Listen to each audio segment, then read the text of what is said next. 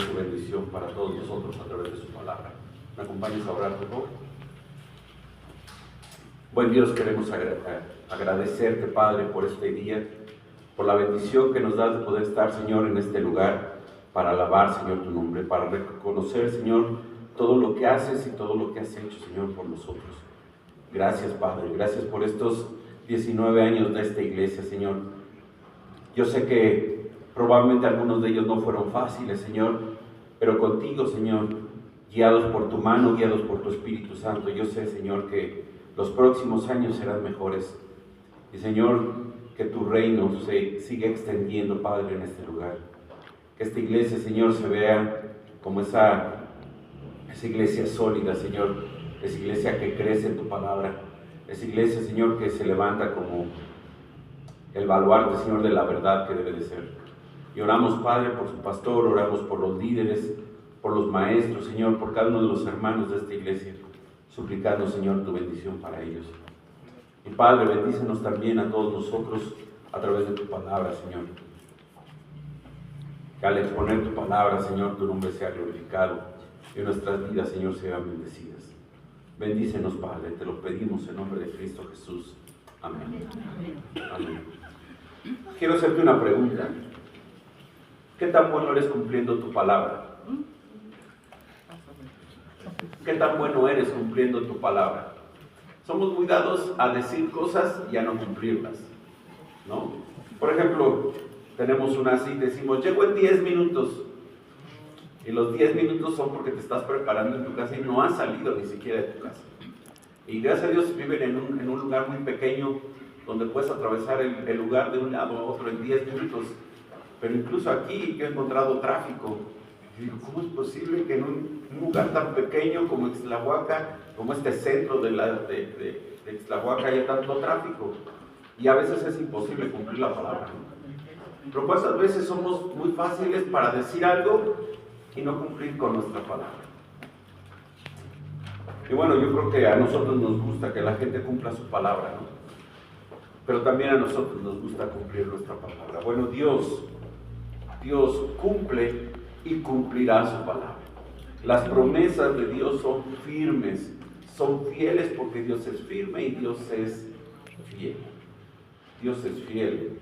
Y acabamos de leer el pasaje y te pido que tengas tu Biblia abierta, allá en Hebreos capítulo 6, versos del 13 en adelante.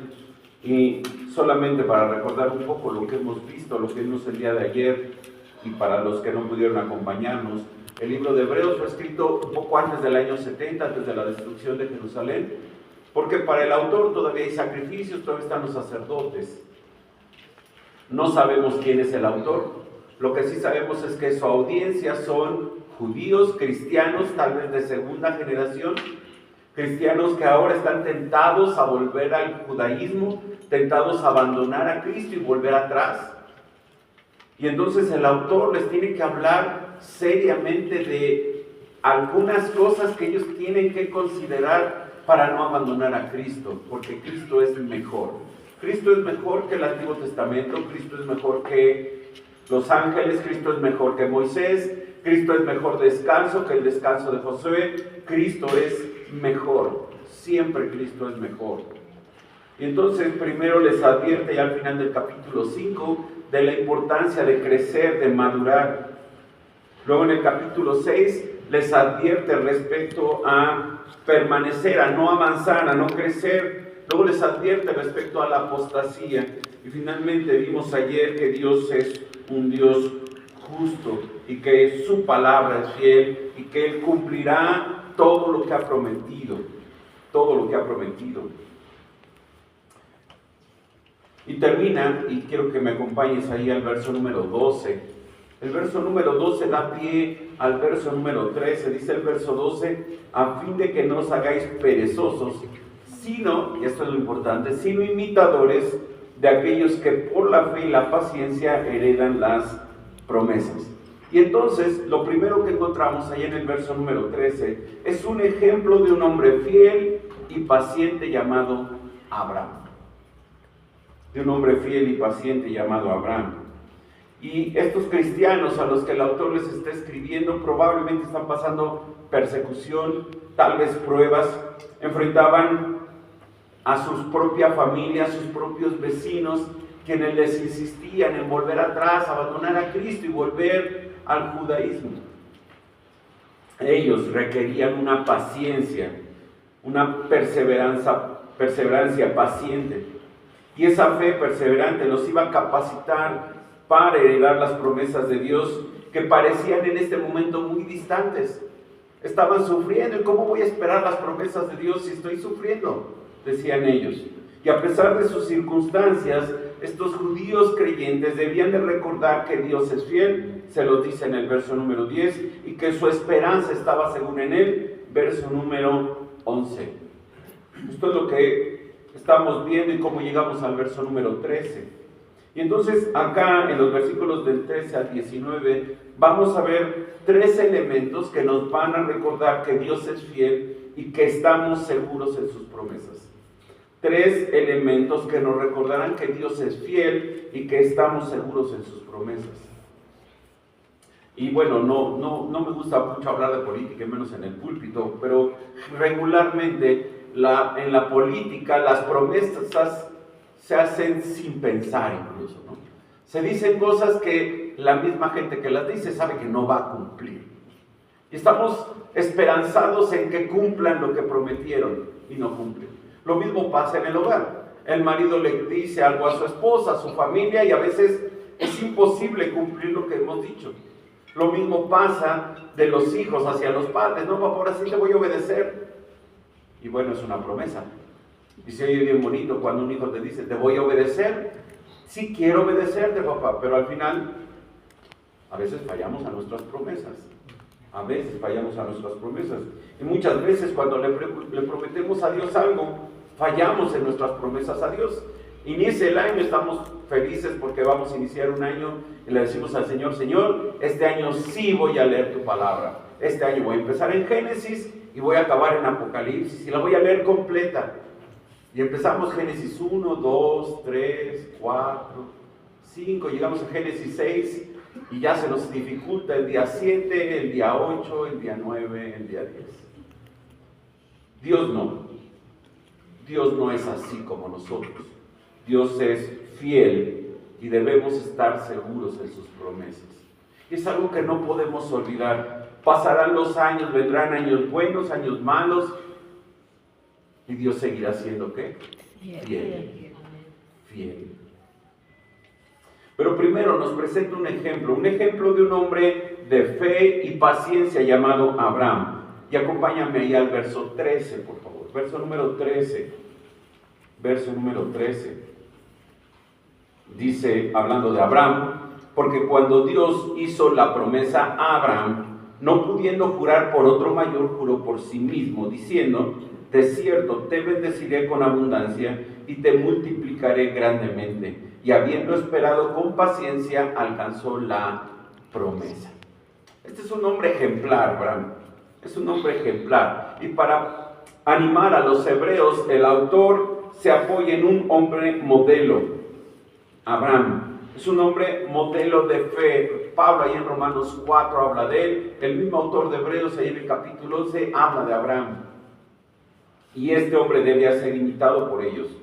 Si los lectores buscaban a alguien a quien imitar, que les recordara fe y paciencia, tenían a Abraham. Recuerda, ellos eran judíos, era su abuelo, sabían de él, habían escuchado de él toda su vida.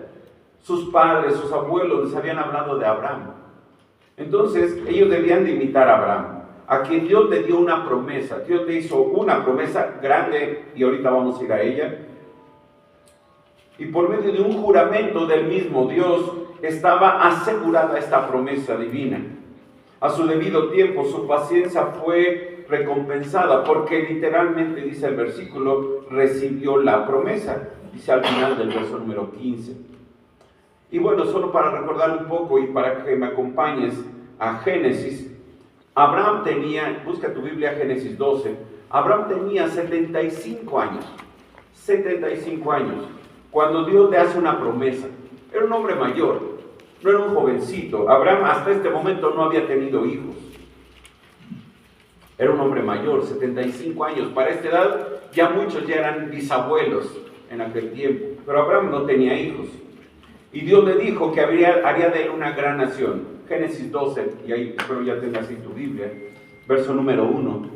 Dice, pero Jehová había dicho a Abraham, vete de tu tierra y de tu parentela y de la casa de tu padre a la tierra que te mostraré, y haré de ti una nación grande, y te bendeciré y serás bendición. Bendeciré a los que te bendijeren y a los que te maldijeren, maldeciré, y serán benditas en ti todas las familias de la tierra. Este era Abraham. Dios se le aparece y le promete que él va a ser de bendición. Hará de él una gran nación. No tenía hijos. Haré de ti una gran nación. Un poco más adelante, verso número 6, dice, y Abraham pasó por aquella tierra hasta el lugar de Siquem, hasta el encino de Moré, y el cananeo estaba entonces en la tierra. Y apareció Jehová a Abraham y le dijo, a tu descendencia daré esta tierra. No tenía hijos, ¿cuál descendencia? Y edificó allí un altar a Jehová que le había aparecido. ¿Cuál descendencia?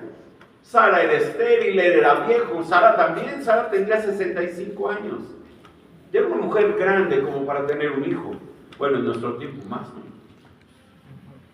Y Dios le repite su promesa después de que se separa de Lot, su sobrino, allá en Génesis 13. Unos más años más tarde, Abraham le dice a Dios, bueno, no me has dado heredero, voy a heredar a Eliezer, ese Damaseno, porque no me has dado un heredero.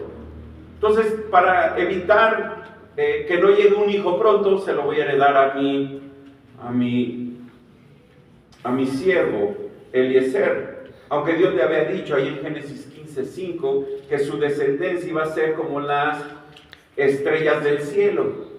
Si observas Génesis 15:5, Dios le dice a Abraham, lo llevó fuera y le dijo, mira ahora los cielos y cuenta las estrellas, si las puedes contar. Y le dijo, así será tu descendencia. Y ve el verso 6, muy importante. Y creyó a Jehová y le fue contado por justicia. Por justicia. Yo sé que aquí es más fácil ver las estrellas que en la Ciudad de México. ¿Alguno ha podido contar las estrellas del cielo? Así de casualidad. Bueno, cuando hay 3, dices 1, 2, 3. Ya, 3. Pero realmente hay pues, una infinidad de estrellas en el cielo. Imposibles de contar. Así va a ser la descendencia de Abraham. Y Abraham, pero no tengo hijo. Pero ve el verso 6, ¿qué dice que hizo Abraham? Creyó la palabra de Jehová. Creyó a Jehová. No necesitó más pruebas, no necesitó herederos, no necesitó nada excepto la palabra de Dios. ¿Por qué? Porque si Dios lo dice, sí o sí se va a cumplir. Sin importar si va a tardar tiempo o no. Simplemente la palabra de Dios se va a cumplir. Y esto es algo que Abraham entendió. Abraham creyó. Así dice el verso número 6. ¿Cuántas veces dudamos de la palabra de Dios? ¿Has dudado de la palabra de Dios? Probablemente muchas veces, ¿no? Y parece que Dios se va a tardar mucho y no contesta. Y parece que Dios es sordo a mis plegarias, a mis oraciones. Pero tenemos que recordar que necesitamos dos cosas: fe y paciencia. Fe para confiar y paciencia para esperar. Eso fue lo que hizo Abraham. Dios le prometió un hijo y dijo a Abraham, bueno, ya viene el hijo. Y el hijo no llegó. No llegó pronto. No llegó cuando él lo esperaba. Él lo hubiera esperado de inmediato, ¿no? No llegó. Ese hijo no llegó. Abraham tenía 75 años. Cuando Abraham tenía 86 años, nació Ismael, el hijo de la no promesa. Ismael no era el hijo prometido por Dios. Nació Ismael de la sierva Agar, ¿te acuerdas? Pero Dios le dijo que en Isaac, no en Ismael, se cumpliría la promesa del pacto. ¿Sabes cuándo nació Isaac? Cuando Abraham tenía 100 años, nació Isaac. 25 años después de la promesa se cumplió. 25 años después. Sin embargo, desde el principio Abraham puso su fe en Dios y confió en que Dios cumpliría su promesa para hacer de él una gran nación, aun cuando no tenía hijo. Aun cuando no tenía hijo. Esperó 25 años para que Dios cumpliera esa promesa. Y tú te quejas con el Señor porque ha pasado 6 meses y no ha respondido tu oración. o han pasado tal vez 10 años o 20 años y Dios no ha respondido tu oración. Y Dios dice, tienes que imitar la paciencia y la fe de Abraham. Si él esperó 25 años, ¿por qué tendrías que esperar tú menos que Abraham? Es más, yo te diría, tendríamos que esperar el doble de lo que esperó Abraham. ¿Por qué no? Dios no está obligado a cumplir lo que te ha prometido de inmediato. 70 años después del nacimiento de Isaac nacieron los nietos, Jacob y Esaú. Cuando estos niños llegaron a los 15 años, Abraham murió a la edad de 175 años. Y no tenía más herederos, tenía Isaac, tenía Jacob y tenía Esaú, y no había más nación. Y Abraham creyó que iba a ser de él una gran nación, una gran descendencia. ¿Cómo es posible creer en eso si solamente hay hijo y nietos?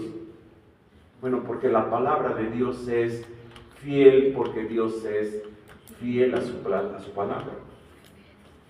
Él no vio gran cosa, pero él confió, él creyó en la palabra de Dios. Ve ahí Génesis 22, 17, un poquito más adelante, Génesis 22, 17. Ya te digo cuándo regresar allá a Hebreos. Génesis 22, 17, Dios le dijo a Abraham, de cierto te bendeciré. Bueno, voy a leer el 16. Y dijo, por mí mismo he jurado, dice Jehová, que por cuanto tú has hecho esto y no me has rehusado tu hijo, tu único hijo, de cierto te bendeciré y multiplicaré tu descendencia como las estrellas del cielo y como la arena que está a la orilla del mar, y tu descendencia poseerá las puertas de sus enemigos. En tu simiente serán benditas todas las naciones de la tierra, por cuanto obedeciste mi voz. En este momento Dios le había pedido a Abraham, allá al principio del capítulo 22, Dios le había pedido que sacrificara a su hijo Isaac. Sacrifícame a tu hijo Isaac. Era un joven Isaac, tal vez 18 o 20 años, según algunos. Este joven es puesto en el altar, es atado en el altar. Está Abraham levantando la daga para matar a su hijo, y un ángel detiene a Abraham y le dice, Dios, por cuanto no me rehusaste a tu hijo, yo te voy a bendecir. Y te voy a multiplicar como las estrellas del cielo y como la arena que está a la orilla del mar. ¿Qué requirió? Obediencia, pero la obediencia de Abraham no fue para fortalecer su fe. Él ya tenía fe, lo leímos ahí en el capítulo 15. Él ya tenía fe, y esa fe se mostró como en obediencia a Dios. En obediencia a Dios. Dios le hizo a Abraham su promesa bajo un juramento. Juró Dios mismo por él. Dice el verso 16, por mí mismo he jurado, y esto lo vuelve a repetir allá ahorita el autor de Hebreos. Él es un ejemplo, un modelo para nosotros como creyentes. Estos héroes de la fe como Abraham vivieron por fe y esperaron toda su vida que Dios cumpliera su promesa. Y si te fijas, el verso 18, ahí en Génesis 22, 18 dice, y en tu simiente serán benditas todas las naciones de la tierra, por cuanto obedeciste mi voz. ¿A quién se refiere con su simiente? A Cristo. A Cristo. Pablo lo menciona en Gálatas. Acompáñame rápido a Gálatas capítulo 3. Dejamos Génesis y vamos a Gálatas capítulo 3. Gálatas capítulo 3. Pablo dice esto hablando de Cristo. Gálatas 3. Verso número 16. Ahora bien, a Abraham fueron hechas las promesas y a su simiente. No dice y a las simientes como si hablase de muchos, sino como de uno. Y a tu simiente, la cual es Cristo. Cristo es la simiente de Abraham. En Cristo estaban basadas todas las promesas de bendición a todas las naciones y familias de la tierra. Y es por Cristo que tú y yo somos bendecidos y formamos parte de esa promesa de Dios a Abraham. A nosotros se nos incluye en la promesa de Dios a Abraham. Todos estos héroes vivieron y esperaron toda su vida la venida de esa simiente, la venida de Cristo. Pero Dios no les dio el privilegio de ver esa promesa. No pudieron verla. no pudieron verla. Sin embargo, para los destinatarios de la carta de Hebreos, ellos ya no viven con la promesa porque ahora tienen ¿a quién? A Cristo, y Cristo es mejor. Cristo es mejor que la promesa que Dios le dio a Abraham, porque Cristo cumple todo lo que Dios le había prometido a Abraham. Todo. Regresamos a Hebreos, espero hayas puesto por ahí una marca para no perderlo. Regresamos a Hebreos y dice, cuando Dios hizo la promesa a Abraham, no pudiendo jurar por otro mayor, juró por sí mismo. Ya lo vimos ahí en Génesis. Dios juró por su propio nombre que la promesa de Abraham se iba a cumplir. ¿Por qué hizo esto Dios? Dios no es veraz, Dios no va a cumplir su palabra, no, Dios es veraz, Dios va a cumplir su palabra, pero el cumplimiento o el juramento era para que Abraham entendiera que esto iba a ser una realidad en su vida. Solo Dios puede dar un testimonio de sí mismo, solo Dios puede jurar por él mismo. Entonces, cuando dice que Dios juró por sí mismo, habla de que Dios no tenía nadie por el cual poder jurar. ¿Hay alguien más grande que Dios para jurar por él? No, solo Dios podía jurar por él mismo. Entonces, juró debido a nuestra incredulidad, nuestra propensión a mentir, porque Dios es Dios de verdad, y entonces Él se ve obligado de cierta manera a apoyar su promesa por medio de un juramento. Esta promesa dada a Abraham fue avalada con la garantía de que era la palabra de Dios. Y si Dios lo dijo, se tiene que cumplir. Y se cumplió. Y se cumplió. El cumplimiento de la promesa llevó tiempo. Pero Abraham tuvo fe y paciencia. Confió plenamente en las palabras de Dios. Y dice el verso 14, diciendo, de cierto te bendeciré con abundancia y te multiplicaré grandemente. Esta idea fue la idea de Dios, fue el plan de Dios, el propósito de Dios, bendecir con abundancia y multiplicar grandemente a Abraham. Y lo hizo Dios. El pensar en cuántos judíos hay en la tierra hoy es imposible de hacer. Imposible, prácticamente imposible. Porque en todas las naciones del mundo hay judíos. Increíble. De verdad increíble. Y es impresionante cómo, a pesar de que los han intentado exterminar, no solamente los de Gaza ahora o los de Hamás, sino siempre ha intentado exterminar el mundo a los judíos ¿qué? Permanecen. Permanecen. Verso número 15, y habiendo esperado con paciencia, alcanzó la promesa. La paciencia traduce un participio macrotumias, y esta es la habilidad de una persona para controlar sus sentimientos cuando está bajo ataque, cuando las circunstancias están en su contra. Y Abraham fue un ejemplo de paciencia. Hermanos, no había nada, no había heredero, no había hijo, y él confió plenamente en las palabras de Dios. Sus circunstancias eran totalmente adversas. Tenía 75 años, llegó a los 100 años y no tenía hijo. ¿Cómo confiar en que Dios va a cumplir su palabra? Él confió. Él esperó, dice el versículo, con paciencia. ¿Y cuál fue el resultado? Alcanzó la promesa. Alcanzó la promesa. ¿Por qué alcanzó la promesa? Bueno, porque Dios se lo dijo. Dios juró en su nombre que iba a cumplirle todo a él. Él esperó con paciencia esta promesa específica que Dios le dijo de que iba a tener un hijo. Y vio al hijo. E incluso Dios le dio la bendición de ver a sus nietos, Esaú y Jacob. Abraham no solamente fue un hombre de fe digno de imitar, sino también un hombre de esperanza. Él esperó con paciencia y perseverancia. Él no desistió a pesar de ser tentado por otros a dudar de las palabras de Dios. Él permaneció fiel, confiado en la palabra de Dios. Su esposa le puso a la sierva, no tengo un hijo con mi sierva, total, ahí puede ser la herencia. Y no era ahí. Ahí no era la herencia. Ahí no era la herencia. Por cierto, eso que hizo Sara, hoy lo siguen sufriendo los judíos. Pregúntenles ahorita al pueblo de Israel.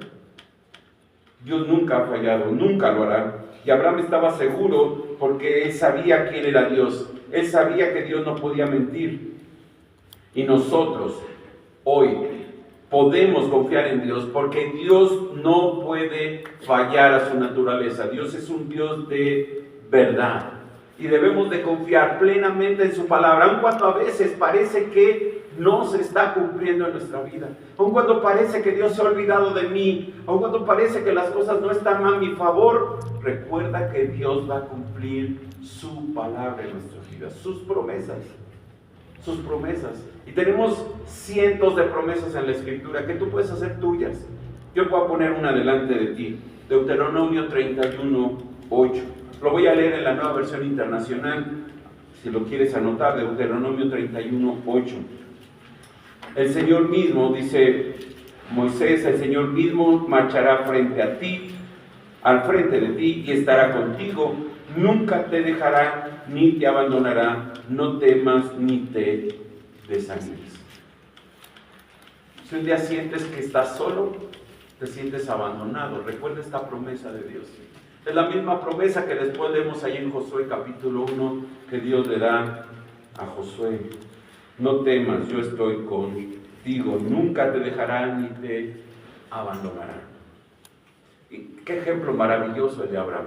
De verdad, luego ojalá pueda leer la historia completa en Génesis y luego lee los principios por ahí del capítulo número 11 de Hebreos, cómo esta fe se ve en un hombre como tú y yo. A veces pensamos en Abraham como un gigante de la fe. Sí era un gigante de la fe, pero era un hombre igual que tú y yo. Pero él confió plenamente en Dios, en su palabra, en la palabra de Dios. Veamos entonces el primer elemento que nos debe recordar que Dios es fiel. Ya vimos el ejemplo, ahora veamos los elementos que nos recordarán que Dios es fiel y que estamos seguros en sus promesas. Dice el verso 16, porque los hombres ciertamente juran por uno mayor que ellos, para ellos el fin de toda controversia es el juramento para confirmación. Verso 17, por lo cual, queriendo Dios mostrar más abundantemente a los herederos de la promesa y la inmutabilidad de consejo, interpuso juramento, para que por dos cosas inmutables, en las cuales es imposible que Dios mienta, tengamos un fortísimo consuelo, los que hemos acudido para asirnos de la esperanza puesta delante de nosotros. Después de mostrarnos la ilustración de Abraham, ahora el escritor aplica esta enseñanza en una promesa hecha a todos los creyentes. Así como Dios aseguró a Abraham la veracidad de su palabra y para eso hizo un juramento, así también todos los creyentes somos llamados herederos de la promesa y a nosotros también Dios confirma con un juramento. Estamos incluidos ahí en la promesa de Dios cuando dice que en sus simientes serán benditas todas las familias de la tierra. Y esa simiente, ya lo vimos en Gálatas, es Cristo. Entonces, simplemente no hay nada que dudar. Si Dios lo prometió, nosotros estamos en ese juramento de Dios a Abraham, en esa promesa de Dios dada a Abraham. La mayoría de los juramentos para los judíos eran hechos en nombre de Dios o aquello que se asociaba con Dios. Por ejemplo, juraban por el cielo, donde está Dios, juraban por el templo, juraban por Jerusalén, juraban por las cosas que ellos asociaban con Dios. Eso no significaba que el judío al identificarse con Dios era posible que ese juramento fuera cierto, porque era un juramento de hombre. Por cierto, nuestro Señor Jesucristo ahí en Mateo 5 prohibió el juramento. ¿Por qué? Porque los hombres somos muy dados a fallar en nuestros juramentos. Cristo enseñó que la palabra del hombre debe ser incuestionable, veraz, y como consecuencia los juramentos no serían necesarios. Entonces ya lo juramos, porque cuando decimos algo, se supone como cristianos lo cumplimos, porque estamos obedeciendo a Dios. Sin embargo, en una corte, un juez acepta un juramento para sustentar una verdad. Si alguien dice algo y jura que es cierto, bueno, el juez cree la palabra de ese hombre. Los hombres juran por algo más grande y a veces los hacen jurar sobre la Biblia o sobre la Constitución, sobre alguna cosa. Los hombres muchas veces apelan a Dios porque Dios es la verdad final y definitiva. Sin embargo, la palabra de Dios no necesita confirmación alguna. Es confiable porque Dios mismo es fiel a su palabra. Y entonces, si Él ha prometido algo, Dios lo va a cumplir. Y no tendríamos por qué dudar. No tendríamos por qué dudar. Entonces, realmente creemos que Dios va a cumplir su palabra. La palabra de Dios es garantía suficiente, pero Dios hizo un juramento para mostrar que esto era lo que Él quería decir, que su palabra es suficiente. No necesitamos más. No necesitamos más.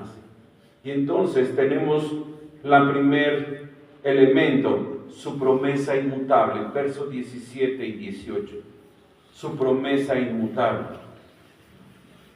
Si la palabra de Dios es cierta, porque Dios es veraz y se va a cumplir, sus promesas no cambian porque Dios no cambia.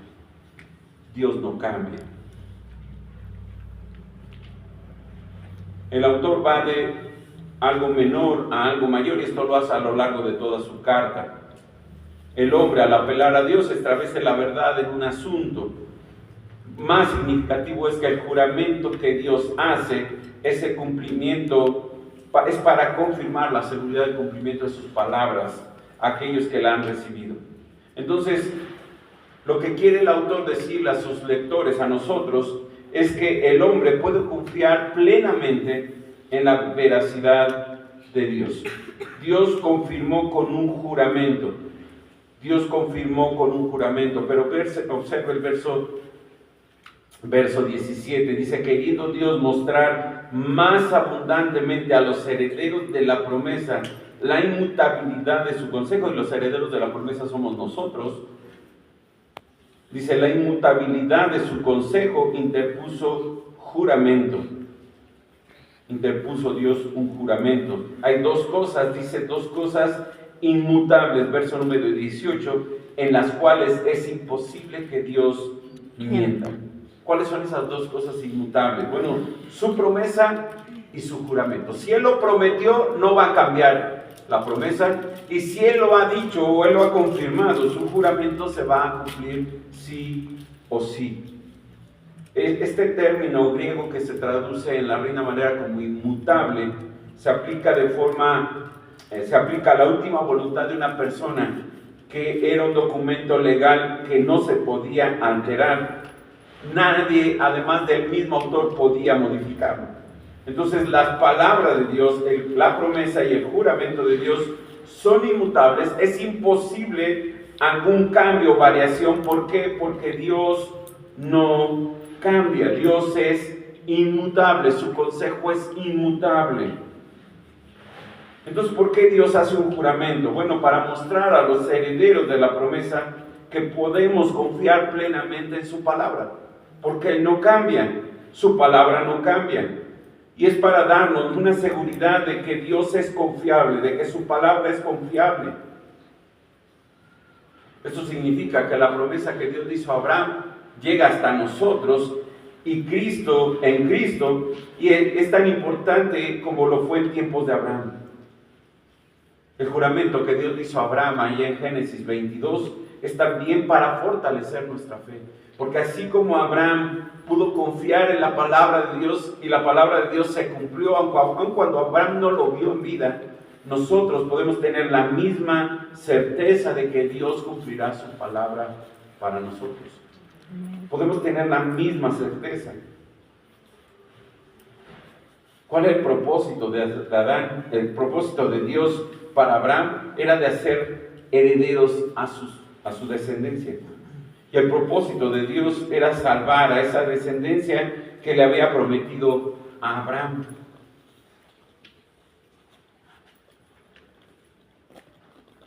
Para que por dos cosas inmutables, dice, en las cuales es imposible que Dios mienta, tengamos un fortísimo consuelo. Ningún creyente debe de dudar de la voluntad de Dios. Ningún creyente debe de dudar que Dios quiere salvarlo. puesto que ese es el propósito de Dios. Dios no va a cambiar su propósito. Si Dios le prometió a Abraham que a través de su simiente iba a bendecir a todas las naciones, a todas las familias de la tierra, Dios lo va a hacer, aun cuando parece que no está sucediendo. Aun cuando parece que la gente no quiere salvación, Dios lo va a hacer, porque esa es su promesa, Abraham. Esa es su promesa. La palabra de Dios es imposible que no se cumpla, porque es imposible que Dios mienta. Es imposible. Dice la Biblia que Dios no es hombre que mienta, ni hijo de hombre para que se arrepienta. Dios va a cumplir su palabra porque Dios es un Dios de verdad. Hay varias cosas que Dios no puede hacer. Una de ellas es mentir. Dios no puede mentir. Nunca mentiría. No es como nosotros. Nosotros regularmente mentimos. Regularmente. Y lo hacemos tan normal que ya ni siquiera nos damos cuenta que estamos mintiendo. Cuando te preguntas cómo estás y tú dices bien cuando realmente te estás muriendo por dentro, estás mintiendo. ¿Cómo me veo? Bien. Aun cuando por dentro dices, no te ves tan bien. Ese color no va. Ese peinado no va. El hombre es normalmente mentiroso. Normalmente mentiroso. Dios no miente. Es imposible que Dios mienta. Imposible. Entonces no hacía falta el juramento. No, porque la palabra de Dios es veraz. Pero Él consideró la fragilidad, la debilidad del hombre y la confirmó entonces su palabra con un juramento.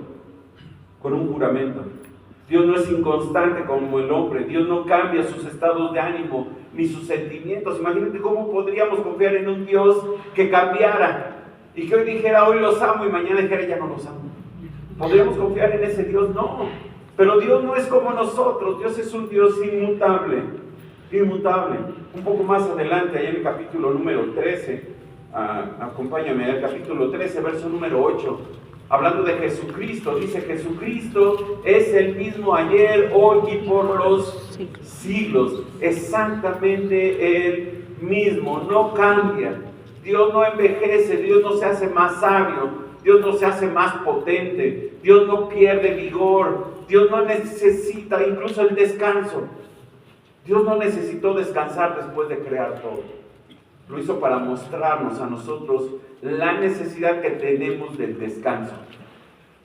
Él pudo haberlo creado todo en un instante, ni siquiera tuvo que haber tomado 6 días para crear toda su creación. Él pudo haberlo hecho en un instante todo, pero lo hizo de forma gradual para enseñarnos a nosotros cómo debemos de actuar.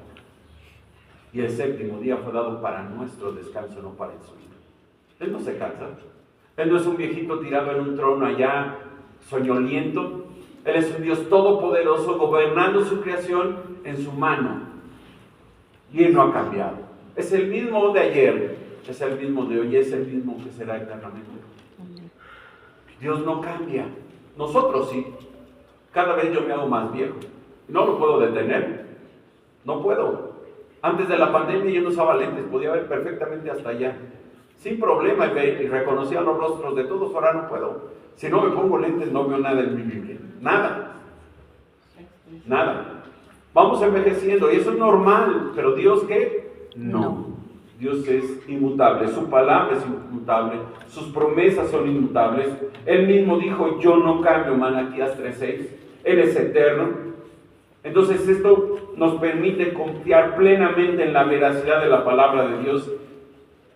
Y esto es un gran incentivo tanto para los hebreos que están recibiendo esta carta como para nosotros. Saber que todo lo que Dios ha prometido se va a cumplir porque Dios es fiel y Dios no miente. Dios no miente. La integridad de ese Dios todopoderoso en el que creemos está siendo involucrada en el cumplimiento de sus promesas y de su palabra. Dios va a cumplir su palabra porque su palabra sus promesas son inmutables como Él. Como Él. Y esto es algo que debe de fortalecer nuestras vidas, hermanos. Porque podemos tener un futuro prometedor. porque sabemos que estamos en sus manos. Y que lo que quiera que venga por delante es porque Dios así lo ha determinado. Y yo estoy seguro que Dios tiene un buen plan para tu vida, para esta iglesia. ¿Confías en eso? Amén. Y yo creo que es una promesa de Dios que no va a dejar a esta iglesia ni la va a abandonar, porque Él está aquí con ustedes. Su promesa inmutable. Segundo elemento, una preciosa esperanza. Verso 18, el final del 18 y el 19. Dice el autor: tengamos un fortísimo consuelo los que hemos acudido para asirnos de la esperanza puesta delante de nosotros, la cual tenemos como segura y firme ancla del alma que penetra hasta dentro del velo. Y obviamente, si solo leemos esto, ¿quién es la esperanza? Cristo es nuestra esperanza. Cristo es nuestra esperanza. Nos hemos asido, dice el autor, de esa esperanza puesta delante de nosotros. Esta palabra habla de esto, acudirnos para asirnos. Esta frase en griego, en la Septuaginta, se utiliza para hablar de las ciudades de refugio que Dios proveyó para aquellos que buscaban protección de aquellos vengadores de un homicidio. ¿Te acuerdas? Esto está allá en la ley, allá en el libro de Levítico. Y la imagen es la de un refugio fortificado. ¿Cuál es nuestro refugio? La esperanza. La esperanza es en el cumplimiento de las promesas de Dios, es el ancla del alma que vamos a ver ahí en el verso 19, que mantiene firme y seguro al creyente. Esa esperanza es lo que nos permite persistir, permanecer en momentos de tribulación y angustia. Esta esperanza nos es ofrecida como aliento para aquellos que recibimos las promesas de Dios. Esta esperanza es lo que Dios nos ofrece en Cristo Jesús. Antes no teníamos esperanza, ahora tenemos esperanza. Y nuestra esperanza tiene nombre y se llama Cristo. Cristo es nuestra esperanza. Jesús y el Evangelio que trajo es esa esperanza puesta delante de nosotros. Pablo dice ahí en 1 Timoteo 1:1 que Jesucristo es nuestra esperanza. Y en Colosenses 1:5 dice que el Evangelio es nuestra esperanza. Las buenas nuevas de salvación en Cristo son la esperanza del creyente. Eso es lo que nos sostiene, es lo que nos mantiene firmes. Confiamos plenamente en la salvación que Dios nos ha ofrecido en Cristo. Y esa es nuestra esperanza. Esa es nuestra esperanza. Es importante porque ya ha hablado de la esperanza ahí en el verso número 11 y lo vimos iba a decir la semana pasada, no, el día de ayer en la noche. Esta esperanza es el ancla. Esta esperanza es lo que da estabilidad, es lo que da seguridad a nuestra alma. No estamos aquí porque nosotros somos fuertes, estamos aquí porque Cristo es fuerte y Cristo es mejor. Cristo es mejor. Y como herederos de la promesa de Dios, nosotros nos aferramos a esa esperanza que Dios nos ofrece. Hemos huido del mundo, hemos abandonado el mundo, estamos buscando seguir a Cristo. Y entonces nuestra esperanza es lo que Dios nos ha dado a través de Cristo Jesús. A nosotros el escritor nos exhorta a asirnos de nuestra esperanza. Somos invitados a apropiarnos de la esperanza que Dios pone delante de nosotros. Y mi hermano, no hay otra esperanza que Cristo. No hay nada aparte de Cristo. Mira, el mundo nos va a ofrecer un montón de cosas. Ninguna es segura.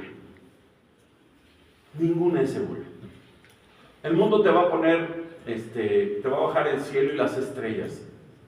Pero el único seguro, nuestra única esperanza segura es Cristo.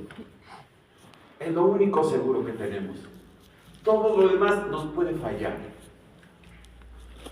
Había un canto muy viejo hace muchos años entre los jóvenes cristianos que decíamos que el mundo nos puede fallar, el mundo se puede acabar, pero yo sigo confiando en Cristo.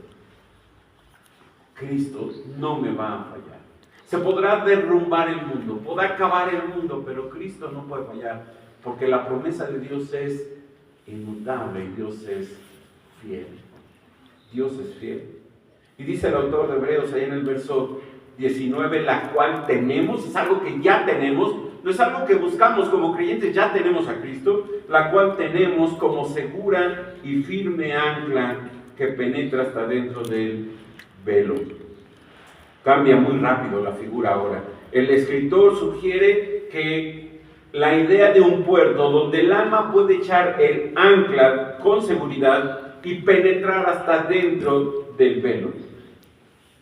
Esa ancla ha sido llevada por Jesús, quien entró por nosotros como precursor, dice el versículo, al lugar más seguro de todos, al lugar hasta dentro del velo.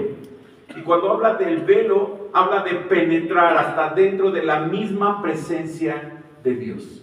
Cuando se rompe el velo del templo, nuestro Señor está siendo crucificado y Mateo dice que el velo del templo se rompió de arriba abajo. No era una telita, era un velo, realmente era una pared de tela. Esa era la idea. Y el que se rasgara de arriba abajo significa que Dios lo hizo para el hombre, no el hombre para Dios. Dios rompe ese velo y ahora el acceso a Dios está abierto ¿por quién? Por Cristo. Por Cristo Jesús. Un poco más adelante, ahí en Hebreos, búscalo por favor, Hebreos capítulo 10. Hebreos capítulo 10, verso 19. El autor de Hebreos vuelve a mencionar esto. Recuerda, esta es nuestra esperanza, Cristo es nuestra esperanza. Así que hermanos, verso 19, así que hermanos, teniendo libertad para entrar en el lugar santísimo, por la sangre de Jesucristo, por el camino nuevo y vivo que Cristo nos abrió a través del velo, esto es de su carne, y teniendo un gran sacerdote sobre la casa de Dios, Jesucristo mismo, acerquémonos con corazón sincero, en plena certidumbre de fe, purificados los corazones de mala conciencia y lavados los cuerpos con agua pura. ¿Por qué podemos acercarnos a Dios?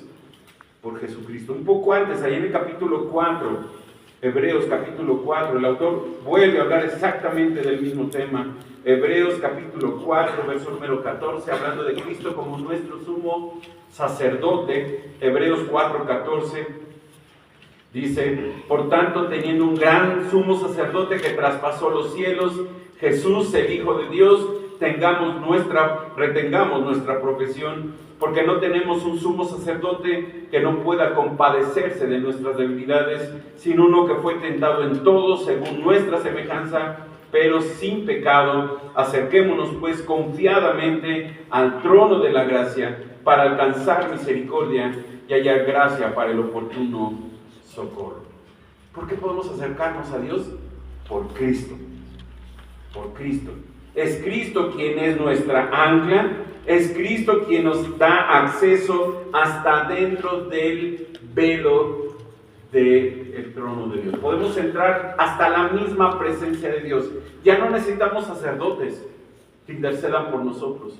Ya no necesitamos hombres o mujeres que hablen por nosotros delante de Dios. Nosotros mismos podemos acercarnos a la presencia de Dios por la persona de Jesucristo. Juan 14, 6, te lo sabes de memoria. Yo soy dijo el Señor, yo soy el camino, la verdad y la vida. Nadie viene al Padre si no es por mí. Cristo es mejor que todo. Cristo es mejor que todo. Nuestro Señor Jesucristo es esa roca firme, esa ancla firme para que nosotros no naufraguemos. Él nos da la seguridad que solo Él puede darnos. Solamente Él puede hacerlo. Podemos pasar tiempos de prueba, de dificultad, de presión. Podemos pasar momentos en que parece que nuestra fe se derrumba. Pero ¿sabes en dónde está nuestra esperanza, nuestra firmeza? En Cristo. En Cristo. Y mi hermano, no lo pierdas nunca de vista. Nunca de vista, porque Cristo es mejor. Cristo es mucho mejor. Mucho mejor. Tenemos a un sumo sacerdote que penetra hasta dentro del velo, entra hasta el mismísimo trono de Dios e intercede por nosotros, dice 1 de Juan. Y Apocalipsis 12 dice lo mismo. Cristo está intercediendo por nosotros delante del trono de Dios todos los días. Todos los días. No ha descansado. No ha descansado. Su labor de redención ya la terminó. Sin embargo, su labor de intercesión continúa el día de hoy. Él sigue intercediendo por nosotros delante del Padre. Él sigue haciéndolo delante de Dios. Y por último, verso número 20, tercer elemento que nos recordará que Dios es fiel. Primer elemento, la promesa inmutable. Segundo elemento, la preciosa esperanza. Tercer elemento, el precursor efectivo. Vean el verso 20, donde Jesús entró como precursor, hecho sumo sacerdote para siempre, según el orden de Melquisedec. Nuestra esperanza está encarnada en Cristo, anclada en Cristo. Él mismo ha entrado en la presencia de Dios al lugar santísimo. Está representándonos a nosotros y para nuestro bien. Él está ahí enfrente de Dios. Sin embargo, la misión de Cristo, aunque ya terminó en la tierra, continúa en el cielo. Él es nuestro sumo sacerdote. Su intercesión, su labor de intercesión continúa delante del Padre. Entonces nuestra esperanza está anclada en Cristo Jesús, quien está dentro del santuario, dentro de la misma presencia de Dios. Dice Pablo allá en Romanos 8:24, no lo busques, porque en esta esperanza fuimos salvados, pero la esperanza que se ve no es de manera alguna esperanza. Esta esperanza tiene la absoluta seguridad en Cristo. Él está en el cielo, lo dice ahí el autor de Hebreos, ahí en el capítulo 1, Él ha entrado al cielo, Él está esperando a que sus enemigos sean puestos por estrado de sus pies, para un día venir a la tierra y llevarse a los suyos. Él está allí, dice Hebreos 1:3, Él se sentó en la majestad de las alturas, Él permanece ahí como guardián de nuestras almas, dice un comentarista. Y esta garantía es indicada por la frase que tenemos ahí en el verso 20. Dice que Él entró por nosotros como precursor. Como precursor. Esta palabra en griego es una expresión que significa pionero. Él va adelante porque otros lo van a seguir. Otros lo vamos a seguir. Entonces, Él va adelante y nosotros le seguimos. Él es el primero en la resurrección de los muertos y todos los demás creyentes entraremos después con Él. Y esto nos da mucha seguridad, hermanos, mucha confianza, porque así como Él resucitó, nosotros resucitaremos con Él. Así como Él entró en la presencia del Padre, nosotros entraremos en la misma presencia del Padre. Ahora es interesante que el autor menciona el nombre de Jesús y no menciona el nombre de Cristo. ¿Por qué menciona el nombre de Jesús? Bueno, porque es un recordatorio específico de la vida terrenal de nuestro Señor. Jesús ascendió en cuerpo humano, glorificado al cielo, y está en la presencia de Dios con ese cuerpo glorificado en el cielo. Él no abandonó la humanidad, Él la glorificó y está delante de la presencia de Dios con un cuerpo glorificado. ¿Y sabes cómo lo vamos a ver cuando lo volvamos a ver? Con ese mismo cuerpo glorificado. El mismo cuerpo que los discípulos vieron ascender al cielo, ahí en Hechos 1, exactamente el mismo cuerpo nosotros vamos a ver de Cristo. Él es el Dios visible que vamos a poder tener enfrente de nosotros. Esto es impresionante, mis hermanos. Es impresionante. Yo no sé si tú te has preguntado cómo es Cristo. No te preocupes por la imagen. Lo vamos a ver. Lo vamos a ver y nosotros vamos a estar ahí con Él. Él es nuestra esperanza. Él ha sido hecho sumo sacerdote para siempre. Y esta breve oración tiene mucho significado. Ya lo ha mencionado allá en el capítulo 4 y ahora lo vuelve a mencionar y lo va a volver a mencionar en el capítulo 7. Jesús se sentó a la diestra de Dios Padre porque ha cumplido su obra expiatoria. Él fue el cordero que fue sacrificado por el pecado del mundo. Él fue sacrificado una sola vez para quitar los pecados del mundo, Hebreos 9:28. Él es también el sumo sacerdote. No solo es la ofrenda, sino también es el sumo sacerdote que presentó la ofrenda delante de Dios. Él expió los pecados del pueblo. Él abrió la puerta del cielo con su obra sacerdotal. Y Jesús es ese sumo sacerdote para siempre. Él está en el cielo para siempre. Él vive para siempre. Él tiene un sacerdocio permanente. Hebreos 7:24. Él intercede por nosotros constantemente. Él está delante del Padre intercediendo por nosotros. Y eso, hermanos, nos da una confianza plena en las promesas y en las palabras de Dios. A veces podría parecer que las cosas no marchan bien, pero confías en Dios, van a marchar bien. Tienes miedo, normal, confía en Dios, porque Él cumplirá sus promesas. Y para mí una de las promesas que más me recuerda que voy a estar con Él se encuentra en Juan 14. ¿Me acompañas a Juan capítulo 14, por favor? Está en el aposento alto. Les ha dicho a sus discípulos que Él se va a ir. Ellos tienen miedo. Sin embargo, el Señor les da una promesa que debe de ser para nosotros algo importante esta mañana. Juan 14:1. Le dice el Señor a sus discípulos: no se turbe vuestro corazón.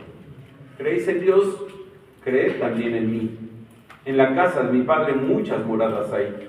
Si así no fuera, yo os lo hubiera dicho. Voy pues a preparar lugar para vosotros. Y si me fuere y os prepara el lugar, vendré otra vez y os tomaré a mí mismo, para que donde yo estoy, vosotros también estéis. Amén. Y lo decía él ayer y lo vuelvo a repetir hoy. Lo de menos son las calles de oro. Lo de menos es la casa, la mansión que Él está preparando para nosotros. Lo más importante es que vamos a estar ¿con quién? Con Cristo. Con Cristo. Y mira, mi hermano, puede ser que toda la gente en la tierra te falle. Te puede fallar tu esposa, te pueden fallar tus hijos, te puede fallar tu esposo, te puede fallar el hombre, te puedo fallar yo. ¿Sabes quién no va a fallarnos nunca? Cristo. Cristo no puede fallar. Dios no falla. Dios nunca nos va a fallar. Dios no va a prometer algo y va a fallar en sus promesas, ¿verdad que no? No. Es imposible que Dios mienta. Es imposible que Dios falle. Es imposible. Si algo tenemos seguro, es a Cristo. Es a Cristo. Y el autor de Hebreos, y solamente lo recuerdo para ustedes, el autor de Hebreos tenía un propósito para estos cristianos judíos que estaban escuchándolo, o que estaban leyendo su carta. Recordarles que Cristo es mejor. Cristo es mejor. Cristo es mejor que todo lo que puedas imaginar para tu vida. Cristo es mejor. No, pero es que yo quiero un carro nuevo. Cristo es mejor. Olvídate del carro nuevo. Es que yo quiero un trabajo más imponente. Cristo es mejor que cualquier trabajo. Es que voy a comprar una casa. Cristo es mejor que la casa. Cristo es mucho mejor que cualquier cosa, que cualquier persona, que cualquier ser que haya en tu vida. Cristo es mejor. Cristo es mejor. Yo confío en que tú, tu familia y esta iglesia crean que Cristo es mejor. Y no se aparten de la palabra y las promesas de Dios, porque Dios es fiel a su palabra y a sus promesas. Oramos. Buen Dios, queremos agradecerte esta mañana por tu palabra. Señor, tal vez habíamos estado luchando, Señor, con algunos problemas, con algunas situaciones, tal vez personales, familiares o incluso en la iglesia. Pero, Padre, hemos aprendido que tu palabra, Señor, que tus promesas se van a cumplir, porque tú eres un Dios veraz, un Dios fiel. Y podemos confiar plenamente en tu palabra, porque tus promesas son seguras. Porque tenemos a Cristo, que es esa ancla firme, esa seguridad que nos da poner nuestra fe en Él. Padre, permite que nuestras vidas tengan una seguridad, Señor, como no la hemos tenido nunca antes, sino solamente en tu Hijo Jesucristo. Y Padre, oro por mis hermanos, Señor, para que su fe se consolide, crezca, aumente, y a través de esa fe, Señor, tu nombre sea glorificado en sus vidas. vidas. Pero Padre, también oramos por aquellos que tal vez Cristo no significa nada, Señor. Tal vez por primera vez están escuchando quién es Él. Oramos, Padre, para que tu Espíritu Santo les haga nacer de nuevo. Puedan escuchar, Señor, tu Evangelio y puedan creer en Cristo como Señor y Salvador de sus vidas. Oramos, Padre, para que su fe de ellos pueda ir creciendo en ese conocimiento de ti y de tu palabra. Y para que, Padre, ellos pasen a formar parte de tu iglesia, de tu familia.